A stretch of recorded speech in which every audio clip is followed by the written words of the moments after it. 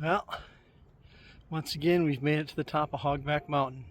December 28th, 29th, Friday.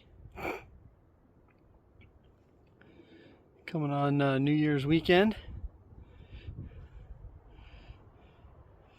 Sunny day, no snow whatsoever. Even all the little patches that are normally in the woods are gone.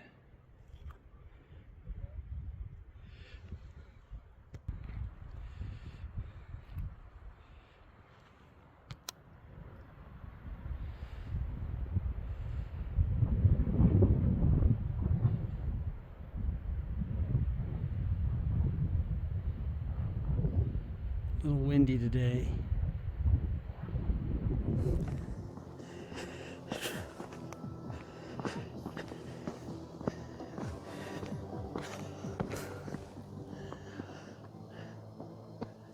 Greetings, my fellow people from Facebook, Life, YouTube, wherever.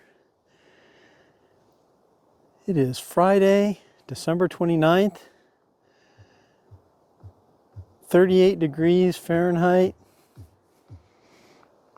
partly to mostly sunny, with a little bit of wind, no snow in the woods whatsoever. First time in my memory